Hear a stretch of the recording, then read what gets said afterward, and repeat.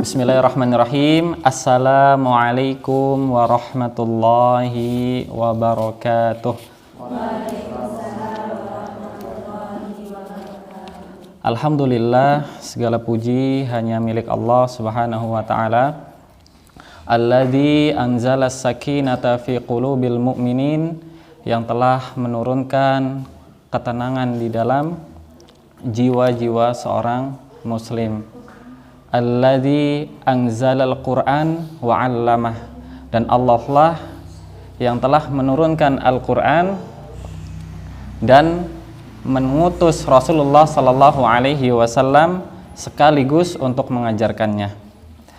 Salawat serta salam kepada baginda Nabi Agung sallallahu alaihi wasallam. Allahumma salli wa sallim wa barik wa an'im ala nabiyyina wa maulana Muhammadin sallallahu alaihi wasallam, amma ba'du. Qala Allah ta'ala, ya ayyuhalladzina amanu taqullaha haqqa tuqatih wa la tamutunna illa wa antum muslimun. Wahai orang-orang yang beriman, bertakwalah kalian kepada Allah Subhanahu wa taala. Ini dari Allah Subhanahu wa taala kepada kita semua. Bertakwalah dengan sebenar-benarnya takwa, dan jangan pernah sekali-kali kamu mati, kamu meninggalkan agama Islam ini. Hadirin yang dimuliakan oleh Allah, sebelumnya saya ucapkan terima kasih yang sebesar-besarnya kepada Pak Sarmun, ya, pada Pak Sarmun, yang semoga dimuliakan oleh Allah Subhanahu wa taala. Perkenalkan ibu-ibu sekalian, nama saya Muhammad Rizki, ya. Saya biasa dipanggil Rizki. Saya berasal dari Klampok. Masih termasuk Kabupaten Banjarnegara. Dan alhamdulillah hari ini saya berkesempatan untuk hadir di tempat ini sebagai perwakilan daripada Balai Dakwah Banjarnegara untuk menemui ibu-ibu sekalian di dalam pertemuan wali santri yang insya Allah semoga bisa kita laksanakan rutin setiap bulannya, seperti yang sudah kita jadwalkan bersama, yakni pekan pertama hari Ahad. Nah, jazakallah khairan. Taib, kita langsung saja seperti yang tadi sudah disampaikan, yakni pertama tausiah. Izinkan saya ibu-ibu sekalian untuk menyampaikan sedikit materi yang semoga dengan materi yang saya sampaikan menjadi manfaat bagi diri saya pribadi khususnya, dan umumnya bagi ibu-ibu sekalian yang dirahmati oleh Allah Subhanahu wa taala. Hadirin yang dimuliakan oleh Allah Subhanahu wa taala, Rasulullah sallallahu alaihi wasallam bersabda, man ghoda ilal masjid, ya, siapapun di antara kita yang kemudian datang menuju masjid, melangkahkan kakinya menuju masjid, entah itu menggunakan kendaraan bermotor ataupun hanya sekedar menggunakan sandal dan lain sebagainya, la yuridu illa an yata'allama khaira aw ya'lamahu, dan dia tidak menginginkan sesuatu untuk mendatangi masjid itu kecuali hanya untuk belajar ataupun untuk mengajarkan suatu kebaikan. Maka apa kata Rasulullah sallallahu alaihi wasallam? Ka'anna lahu ka'ajri hajjin taman hijjatuhu. Maka sesungguhnya orang yang tadi datang menuju masjid dengan keinginan hanya ingin niat belajar atau mengajarkan suatu kebaikan, maka Allah janjikan kepadanya pahala haji yang sempurna. Maka insya Allah ketika hati kita hari ini meniatkan dengan ikhlas hanya untuk belajar mendapatkan ilmu, maka insya Allah kita termasuk orang-orang yang mendapatkan pahala tersebut, insya Allah. Kemudian hadis yang kedua, Rasulullah Shallallahu Alaihi Wasallam mengatakan, man dakhala masjidana, siapapun yang masuk ke dalam masjid saya, siapapun yang masuk ke dalam masjid, hada liyata'allama khaira aw liyu'allimahu kana kal mujahid fi sabilillah. Kalau tadi Allah katakan melalui Rasulullah sallallahu alaihi wasallam mendapatkan pahala haji, maka hadis yang kedua ini mengatakan siapapun yang datang ke masjid hanya untuk belajar ataupun mengajarkan suatu kebaikan, maka baginya pahala seperti berperang untuk mempertahankan atau menjunjung tinggi agama Islam. Dan itu pahala ini nggak main-main, ibu-ibu.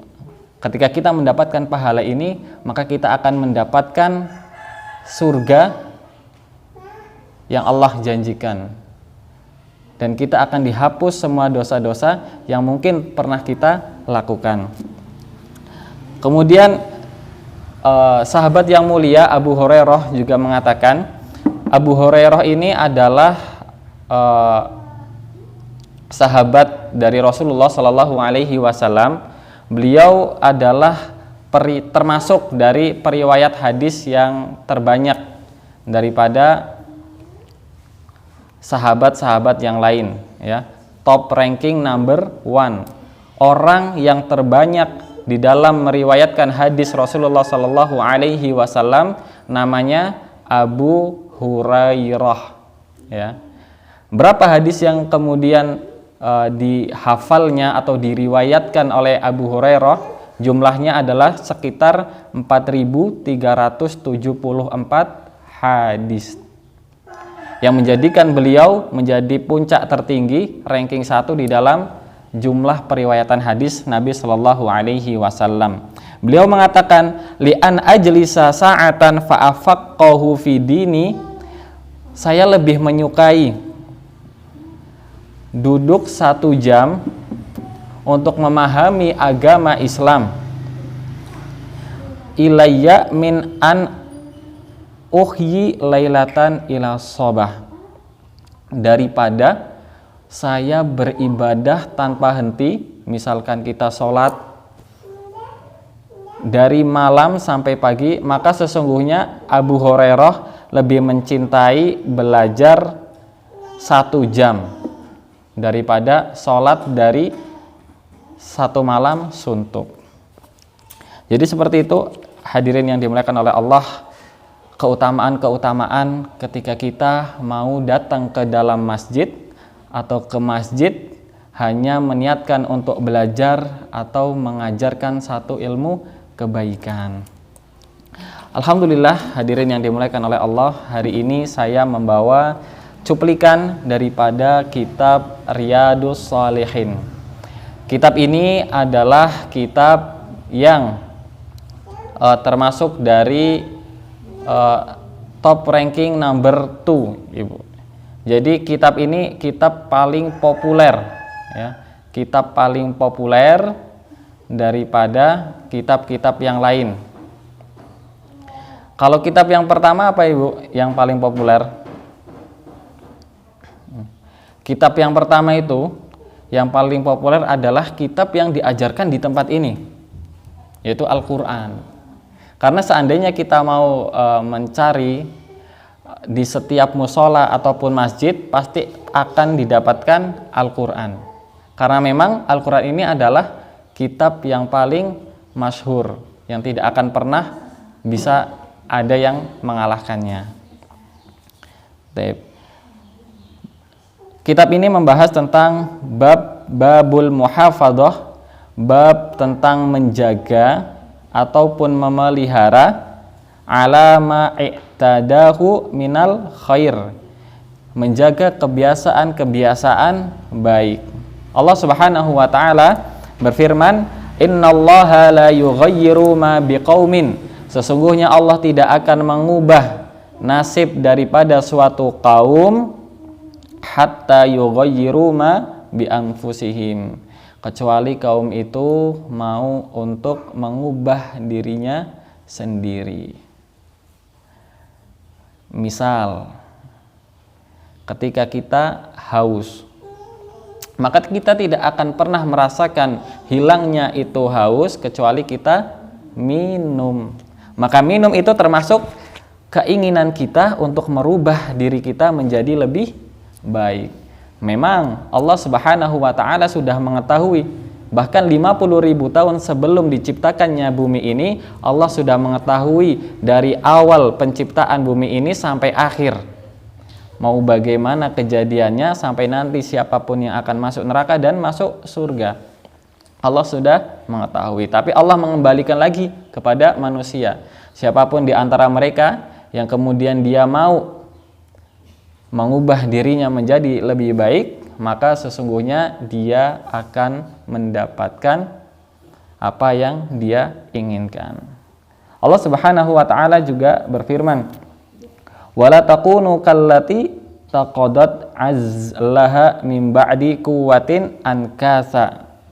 Dan janganlah kamu, yakni seperti orang yang sudah menenun benang-benang, dijadikannya ia satu kain, dan setelah kain itu jadi kemudian diurainya kembali.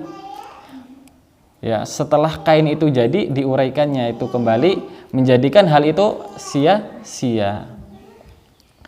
Maka hadirin yang dimuliakan oleh Allah, kita berdoa kepada Allah semoga setiap apa yang kita lakukan mendapatkan ridha Allah Subhanahu wa taala. Baik, kita masuk ke dalam hadisnya. Hadisnya dari Abdullah bin Amr bin As, dari sahabat yang mulia Abdullah anaknya Umar bin Al-As. Beliau berkata, qala Rasulullah sallallahu alaihi wasallam, Rasulullah sallallahu alaihi wasallam bersabda, "Ya Abdullah, wahai hamba Allah, la takun misla fulan." Janganlah kalian seperti dia. Jangan seperti si fulan. Kana yaqumul laila fataraka qiyamal lail. Sesungguhnya si fulan dia dulunya selalu mendirikan salat malam. Akan tetapi hari ini dia meninggalkan salat malam. Maka hadirin yang dimuliakan oleh Allah, ini penting nasihat dari Rasulullah sallallahu alaihi wasallam untuk kita selalu istiqomah di dalam kebaikan. Tidak meninggalkan kebaikan-kebaikan yang biasa kita lakukan. Misal setiap hari kita melakukan bacaan Al-Qur'an ba'da sholatil maghrib. Dan suatu hari mungkin kita memiliki kesibukan lain dan kita meninggalkan. Maka usahakan ibu-ibu sekalian untuk menggantinya di hari yang atau di jam yang lain, tapi masih di hari itu. Supaya apa? Supaya kita tidak terbiasa di dalam meninggalkan suatu kebaikan. Ini adalah bab memelihara kebiasaan baik. Baik. Kemudian yang kedua adalah bab disunnahkannya berbicara baik dan wajah tersenyum saat bertemu dengan orang lain. Babul istihbabi thayyibil kalam wa talaqatil wajhi indal liqa. Allah Subhanahu wa taala berfirman, wahfid janahaka lil mu'minin, dan berendah dirilah kamu terhadap orang-orang yang beriman. Wa qala aidon, dan Allah juga berfirman, walau kunta fadhdhan ghalidhal qalbi lang faddu min haulik. Sekiranya kamu bersikap keras lagi berhati kasar, tentulah mereka menjauhkan diri dari sekelilingmu. Maka disunahkannya kita untuk selalu ramah kepada saudara-saudara kita, kepada setiap orang yang kita temui. Nah, kemudian hadis yang berikutnya adalah an Adi bin Hatim qala Rasulullah sallallahu alaihi wasallam, dari sahabat yang mulia Adi bin Hatim radhiyallahu anhu, beliau mengatakan Rasulullah sallallahu alaihi wasallam, ittaqun nar walau bisyikki tamarah. jagalah diri kalian dari neraka, kata Rasulullah Sallallahu Alaihi Wasallam, walau hanya dengan bersedekah sebutir kurma. Kemudian Rasulullah meneruskan, faman lam yajid fabi kalimatin thayyib. Maka seandainya dengan sebutir kurma itu saja tidak ada, maka dengan kalimat baik pun itu menggantikan sedekah. Tabassumuka fi wajhi akhika shadaqah. Sesungguhnya senyum kalian yang kemudian diberikan kepada saudara-saudara kalian itu adalah sebuah sedekah. Jadi seperti itu.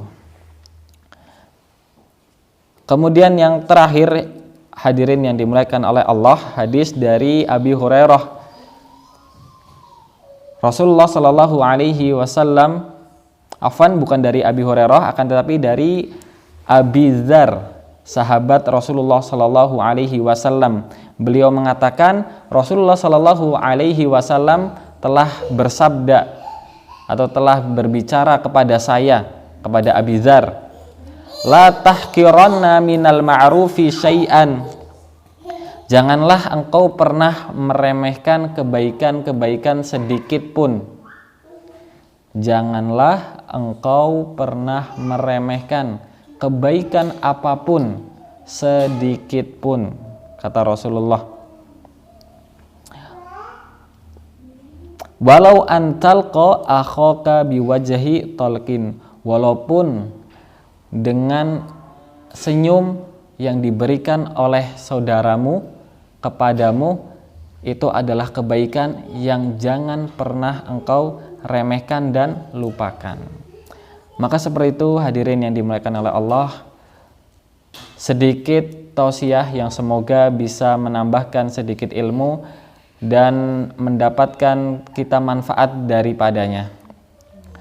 Jazakallahu khair.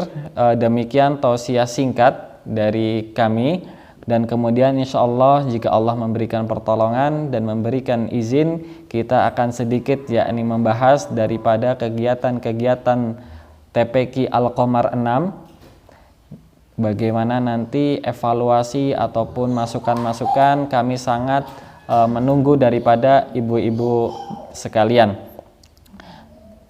Saya tutup untuk kajian hari ini. Jazakallahu khair.